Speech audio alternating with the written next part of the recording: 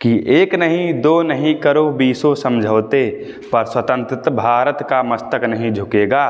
अगणित बलिदानों से अर्जित यह स्वतंत्रता, अश्रु स्वेद शोणित से सिंचित यह स्वतंत्रता, त्याग तेज तपबल से रक्षित यह स्वतंत्रता, दुखी मनुष्यता के हित अर्पित यह स्वतंत्रता, इसे मिटाने की साजिश करने वालों से कह दो, चिंगारी का खेल बुरा होता है। औरों के घर आग लगाने वालों का सपना वो अपने ही घर में सदा खरा होता है। अपने ही हाथों तुम अपनी कब्र न खोदो, अपने पैरों आप कुल्हाड़ी नहीं चलाओ, ओ नादान पड़ोसी अपनी आंखें खोलो, आज़ादी अनमोल ना इसका मोल लगाओ। पर तुम क्या जानो आज़ादी क्या होती है, तुम्हें मुफ्त में मिली ना कीमत गई चुकाई, अंग्रेजों के बल पर 2 टुकड़े पाए हैं, माँ को खंडित करते तुमको लाज ना आई।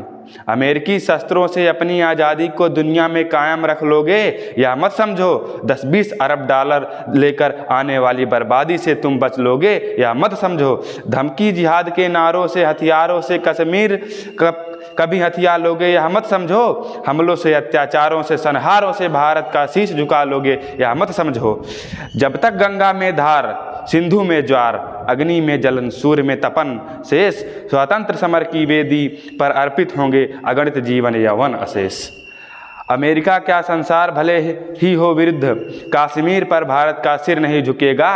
एक नहीं दो नहीं करो 20 समझौते, पर स्वतंत्र भारत का निश्चय नहीं रुकेगा। ये अटल बिहारी वाजपेयी जी की पंक्तियाँ जो हमारे जम्मू कश्मीर के इतिहास को दर्शाती हैं कि भारत से कभी कश्मीर अलग नहीं होगा। चाहे जो कर लो, चाहे अमेरिका का साथ ले लो, चाहे चीन का साथ ले लो, पाकिस्तान तुम भारत के बेटे हो, बेटे ही बनकर रहोगे। कश्मीर कभी भारत से नहीं अलग होगा। तो इसी के साथ शुरुआत करते हैं। चलिए, हमने पिछले दिन पढ़ा था भारतीय मैप के परिचय के बारे में कि कर्क रेखा भारत किन किन राज्यों से गुजरती है, 8 राज्यों से गुजरती थी, उन सब के बारे में बात की थी। भारत की दिशाओं के बारे में बात किया था और अन्य भी चीज़ों पर बात की थी। और हमने कहा था कि अगली क्लास जो होगी हमारी वो जम्मू और कश्मीर पर होगी। तो आइए देखते हैं, ज़्यादा बात नहीं करेंगे। चलिए, तो ये हमारी इंडियन मैप की दूसरी क्लास है। ये जो आपको मैप दिखाई दे रहा है, ये हमारे जम्मू कश्मीर का मैप है। जम्मू कश्मीर और लद्दाख दोनों है। जम्मू कश्मीर एंड लद्दाख, ये दोनों मानचित्र है। ठीक, अब बात करते हैं, पहले हम जम्मू कश्मीर के इतिहास की बात करते हैं। तो जम्मू कश्मीर का इतिहास जो है बहुत पुराना है और बहुत जटिल है। तो देखते हैं, तो जम्मू कश्मीर की राजधानी क्या है? श्रीनगर। जम्मू कश्मीर की राजधानी श्रीनगर। तो देखिए, जो जम्मू कश्मीर की राजधानी श्रीनगर है, इस शहर की स्थापना अशोक ने करवाई थी और ये मौर्य वंश के शासक थे। इस शहर की स्थापना किसने की थी? अशोक ने करवाई थी और ये मौर्य वंश के शासक थे। और जो कश्मीर नाम है ना, ये कश्मीर नाम ये किसके नाम पर पड़ा? तो एक बहुत महान और पुराने ऋषि थे, ऋषि कश्यप जी, उनके नाम पर कश्मीर का नाम पड़ा। और बात करते हैं इस पर, कश्मीर पर किन किन वंशों का शासन रहा है आज तक के इतिहास में। तो पहले थे पश्तून तुरानी वंश। पहले वंश कौन थे? पश्तून तुरानी वंश। और फिर इसके बाद दूसरे वंश जो थे वो थे सिख शासक। कौन थे? सिख शासक। पहले पश्तून तुरानी वंश, दूसरे सिख शासक और तीसरे थे अंग्रेज। अंग्रेज आए, उन्होंने इस पर कब्जा कर लिया और इसके बाद अंग्रेजों ने इसे बेच दिया। और किसके हाथों बेचा? डोगरा शासक के हाथों बेचा। जम्मू कश्मीर में एक नया शासक आया, डोगरा शासक। तो एक क्वेश्चन आता है कोई भी एग्जाम में कि कश्मीर का अंतिम राजवंश कौन था? तो डोगरा।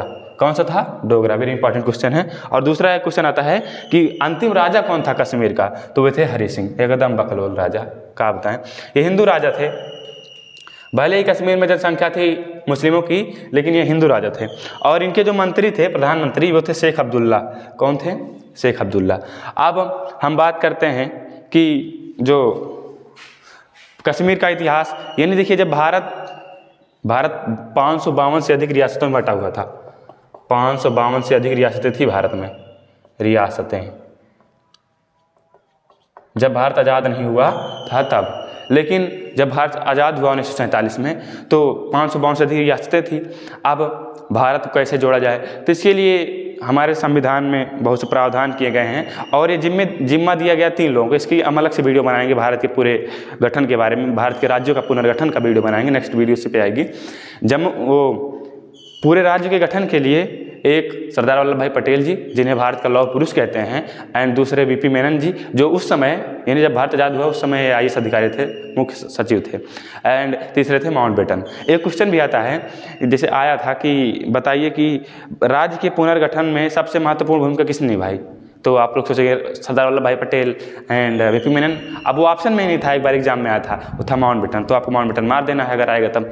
अब इतिहास की बात करते हैं तो सरदार वल्लभ भाई पटेल जी ने पूरे 552 रियासतों को मिल करके एक किया था, तभी उनको लौह पुरुष कहा जाता है, इसे लौह पुरुष नहीं कहा जाता है। और इसके बाद अब आई कश्मीर की बात, और जब रियासतें थी तो उनको 3 ऑप्शन दिए गए, पहला कि वो एक अलग से खुद का एक देश बना लें, दूसरा पाकिस्तान में मिल जाए, तीसरा भारत में मिल जाए। तो अब सब तो मिल गए, लेकिन जम्मू कश्मीर की बात आई तो जम्मू कश्मीर के जो राजा थे उनकी मांग थी कि हम अलग से देश बनाएंगे। खूब कोशिश की सरदार वल्लभ भाई पटेल जी ने, लेकिन वो नहीं माने। तो क्या हुआ फिर उसके बाद, अरे बकलोल, कबूतर कितना उड़ ले लेकिन रात में घर को ही आता है। हरि सिंह को पता ही नहीं था, लेकिन अबे तो जोश जोश में बना लिया अपना देश, एक चल रहा था। अब एक चीज़ बता दें कि जहाँ पर भी अंग्रेज शासन करके जाते हैं उस देश का खंडन करके जाते हैं, तोड़ के जाते हैं। लीबिया में करके गए, लीबिया को तोड़ दिया। सीरिया में करके गए, सीरिया को तोड़ दिया। वियतनाम में करके गए, वियतनाम में एक रेखा खींची 17 डिग्री समांतर रेखा, ऐसे बहुत सी देशों को तोड़ के गए हैं। इस तरह भारत में भी विभाजन करके गए हैं, बहुत से भारत में तो इतने टुकड़े किए हैं, इतने टुकड़े कुछ पूछने का नहीं। पहले भारत एक अखंड भारत था, उसकी अलग वीडियो आ जाएगी, उसको भी देख लीजिएगा। तो बात करते हैं, हाँ कहाँ पर थे कि हाँ जब भारत, सॉरी रुक जाइए 1 मिनट, हाँ जब भारत का विभाजन हो रहा था तो देखिए अंग्रेज जहाँ भी आते हैं वहाँ पर विभाजन करके जाते हैं। तो क्या हुआ था कि विभाजन करके तो गए और वो करके जाते हैं, इसके बाद सोचते हैं कि कोई भी देश आगे हमसे न बढ़ पाए। विभाजन हो गया, सब चले गए, लेकिन जब तक भारत का संविधान नहीं बना था तब तक यहाँ पर सेनापति था अंग्रेजों का सेनापति था। अब वो जब तक आदेश देता तभी हम लड़ाई करके मिला सकते थे कश्मीर को। और भाई वही मामला जिन्ना के साथ भी था। जिन्ना यानी पाकिस्तान के जो थे बंटवारे करने के मुख्य व्यक्ति जो थे, वही जिन्ना। लेकिन अब वो भी साइन करवाएंगे तभी हमला कर पाएंगे कश्मीर पर, उसको हासिल कर पाएंगे।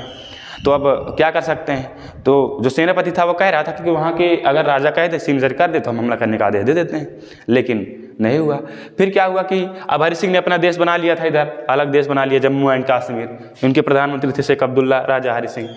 अब क्या हुआ, कुछ दिन तो ठीक चल रहा था, लेकिन जिन्ना ने एक चाल चली। अब भाई सेनापति ने कहा था कि सिग्नेचर कराओगे तभी हमला कर पाओगे उस देश पर, लेकिन कहते नहीं, जिनकी पैदाइश ही खराब हो जाती है तो फिर उनका जीवन खराब हो जाता है। जिन्ना ने सबसे बड़ी गड़बड़ी कर दी और उन्होंने वहाँ के अपने देश के ही कुछ लोगों को हथियार थमा दिया, जिनको कहते हैं आतंकवादी। यही हैं, पैदाइश ही खराब कर दी जिन्ना ने। तब क्या हुआ, अब इनको हथियार थमा दिया। अब ये कश्मीर पर चढ़ गए, कश्मीर पर इन्होंने हमला कर दिया। अब क्या हुआ, पूरा अंदर आते चले गए, 30% हिस्सा कब्जा कर लिया जम्मू कश्मीर का। अब राजा साहब क्या करें, हरि सिंह बकलोल। अब दौड़ते दौड़ते आए नेहरू जी के पास। नेहरू जी उस समय भारत के प्रधानमंत्री थे। अब उनके पास आए, अब उनसे कह रहे नेहरू जी बचा लीजिए, नेहरू जी बचा लीजिए। अब नेहरू जी वैसे भेज दिए सेना बचाने के लिए। फिर आगे खड़े हो गए हमारे लौह पुरुष सरदार वल्लभ भाई पटेल जी। कहीं सेना जाने कौन कहा, सेना को तुरंत रोक दिया। और इसके बाद पूछा कि आपको आदेश कौन दिया, कहें नेहरू जी के पास फ़ोन आया। आप तुरंत आदेश देते, हमारा इसमें फ़ायदा क्या है, इनको आप सेना भेज रहे हैं। सरदार वल्लभ भाई पटेल जी ने कहा नेहरू जी से कि आप सेना तो भेज रहे हैं, हमारा इसमें फ़ायदा क्या है, बताइए हमको क्या देंगे। हरि सिंह से कहा सेना हम एक ही शर्त पर भेजेंगे, जब आप भारत में मिल जाएं तब। अब हरि सिंह सोचे, अब का आगे कुआं पीछे खाई, उधर जाएंगे तो आतंकवादी मार डालेंगे, अब इधर से नहीं जाएंगे तब भी इधर भी मारे जाएंगे, अब करें तो क्या करें। तो इन्होंने बहुत लेट कर दिया था, तो इन्होंने विलय पत्र पर हस्ताक्षर किया, विलय पत्र पर, और इन्होंने अक्टूबर में हस्ताक्षर किया। अक्टूबर 1947 में क्या कर दिया, हस्ताक्षर। फिर सरदार पटेल जी ने हस्ताक्षर कर दिया। इसके बाद सरदार पटेल जी ने नहीं, हरि सिंह ने हस्ताक्षर कर दिया। फिर इसके बाद सरदार पटेल जी ने सेना भेजी, और सेना भेजी तो इधर से भारत की आर्मी गई, और भारत की आर्मी की कमांड दी गई मेजर उस्मानी को। ब्रिगेडियर उस्मानी का नाम था, ब्रिगेडियर उस्मानी। ब्रिगेडियर उस्मानी। ये भी मुस्लिम थे लेकिन ये पाकिस्तान में नहीं गए। इनको जिन्ना कह रहा था कि आओ हम अपने यहाँ के तुमको सेना प्रमुख बना देंगे, तो इन्होंने क्या कहा, इतना बढ़ के जवाब दिया है, मुस्लिम थे तब भी। इन्होंने कहा कि हमने मेडल भारत का पहना, ट्रेनिंग भारत मिली, शपथ भारत मिली, और तुम्हारे देश में आ जाएं, हम जिस देश में जन्म लिए हैं उसी देश में मरेंगे, जिस देश का नमक खाएं हैं हम उसका कर्ज चुकाएंगे। तुम अपने देश में रहो, तुम लोग अनपढ़ हो। अनपढ़ थे जो पाकिस्तान में चले गए, और चले गए अनपढ़ थे। आज देखो आटे के लिए तरस रहे हैं, आटा महंगा हो गया है। सोच रहे होंगे वहाँ के लोग कि भारत वाले कितने बढ़िया से आटा खा रहे हैं, तेल पा रहे हैं, आलू पा रहे हैं, हम लोग इतने महंगे से 10,000 11,000 में आटा है वहाँ पर। लेकिन क्या कर सकते हैं, वो तो शुक्र मनाओ कि हम लोग भारत में पैदा हुए हैं।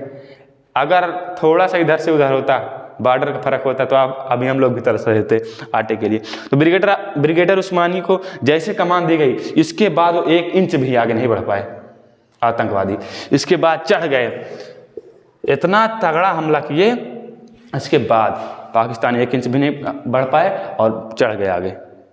तब तक भर में पंडित जवाहरलाल नेहरू जी पहुंच गए यूएनओ। अब इसका पहले बता दें इसका नाम क्या था। अब 30% चढ़ गए, इसका नाम रख दिया गया POK, पाक ऑक्युपाइड कश्मीर। पाक ऑक्युपाइड कश्मीर, पाकिस्तान अधिकृत कश्मीर। इस 30% हिस्से क्या नाम रख दिया गया, पाक ऑक्युपाइड कश्मीर, पाकिस्तान अधिकृत कश्मीर। अब नेहरू जी पहुंच गए यूएनओ में। यूएनओ क्या है उसकी भी अलग से वीडियो बना देंगे। अब वहाँ पर पहुँच गए जी, क्या करने के लिए कि शांत हो जाए आराम से, भारत में मतलब पाकिस्तान वाले इसको दे दें। लेकिन यूएनओ वाले तो किसी की नहीं सुनते, अमेरिका को गुलाम है यूएनओ, और क्या है, कुछ नहीं है।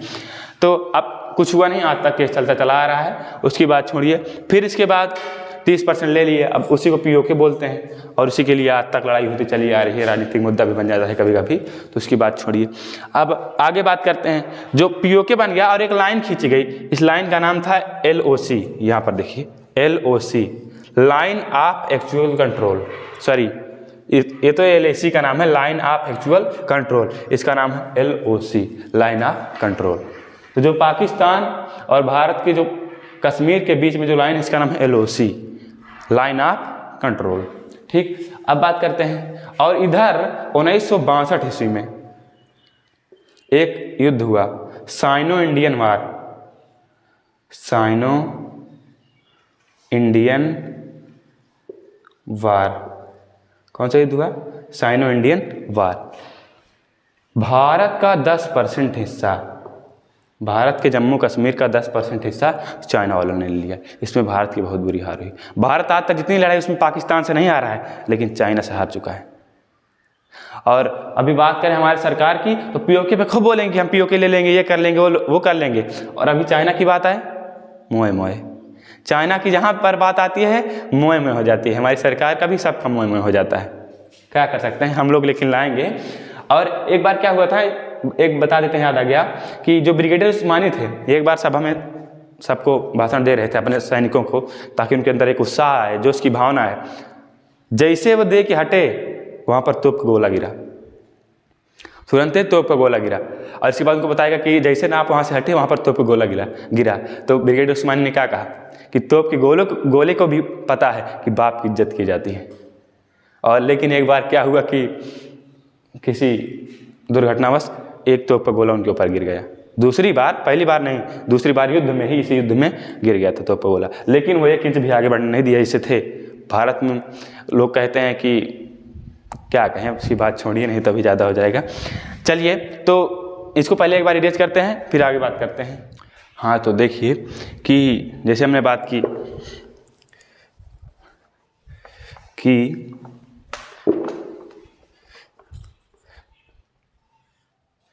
ये 10% भारत के जम्मू कश्मीर का चीन में हिस्सा चला गया है, और 30% पाकिस्तान में। POK यानी पाक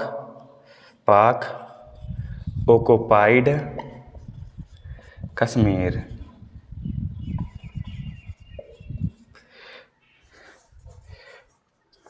ठीक, अब पाक ऑक्युपाइड कश्मीर, और ये चाइना हो गया। और ये जो रेखा है इसका नाम है LAC, line of actual control. Meaning में थोड़ा मिस्टेक हो सकती है। एंड जो ये लाइन है इसका नाम है LOC, लाइन ऑफ कंट्रोल। ठीक, अब बात करते हैं 30% हिस्सा था, 10% हिस्सा। ये 1962 में की लड़ाई में गया था, ये 1947 में। ठीक, एंड अब बात करते हैं, क्या बात करते हैं, दिन को दिन कहते हैं और रात को रात कहते हैं। चलिए कि हाँ, तो जो हरि सिंह राजा थे वो 26 अक्टूबर 1947 को विलय पत्र पर हस्ताक्षर किए थे भारत के। ठीक, अब हस्ताक्षर कर दिए, अब सब कुछ तो ठीक। अब इधरों से 10%, इधर से 30%, यानी भारत की मुंडी चली गई।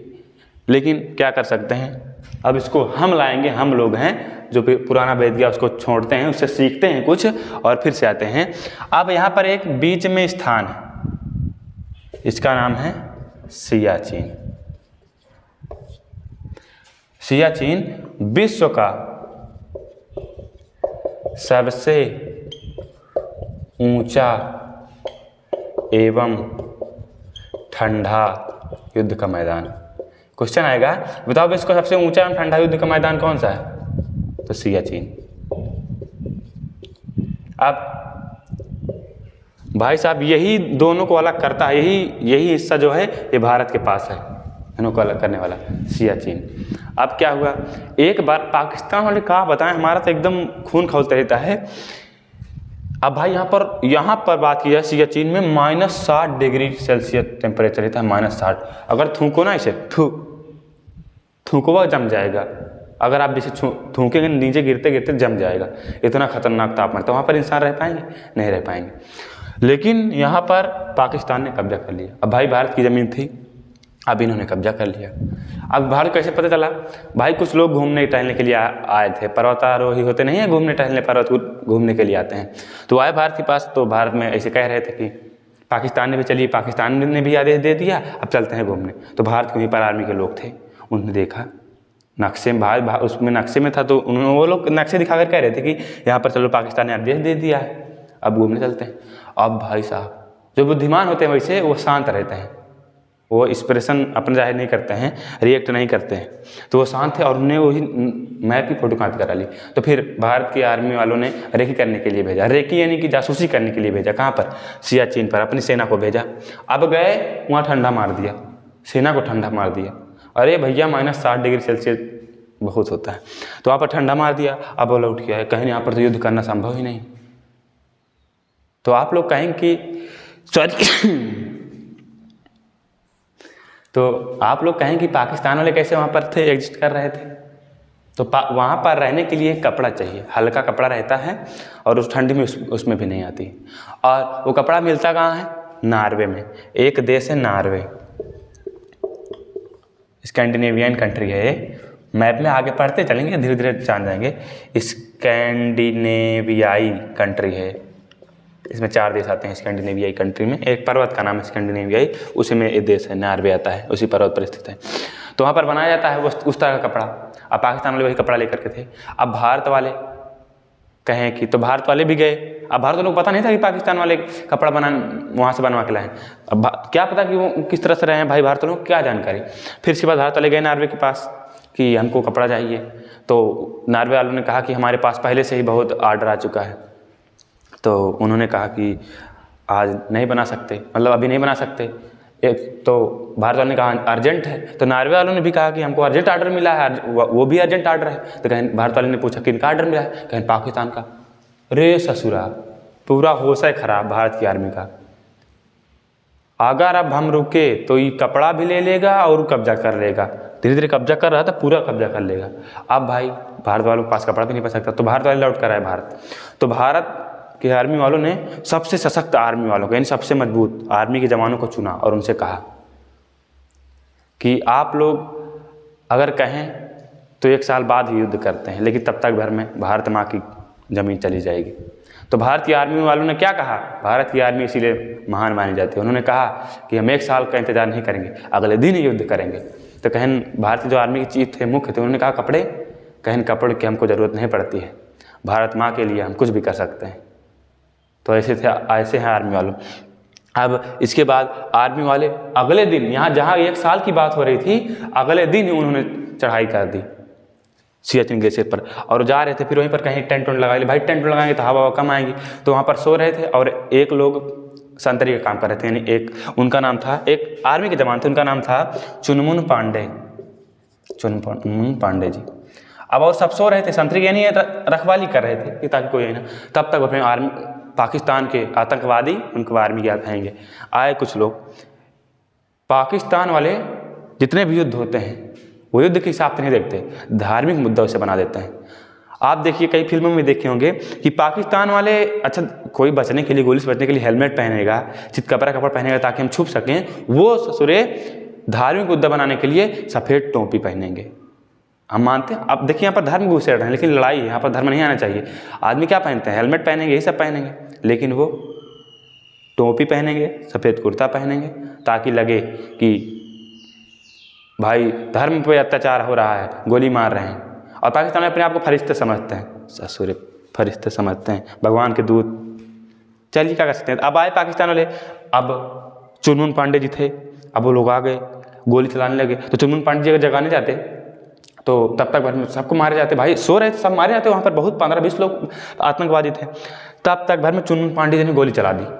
अब भाई गोली चलेगी, सब उठ ही जाएंगे। फिर क्या, चुनमुन पांडे जी को गोली लग रही थी और इसके बाद भी गोली चला रहे थे, पूरे पाकिस्तानियों को मार दिया।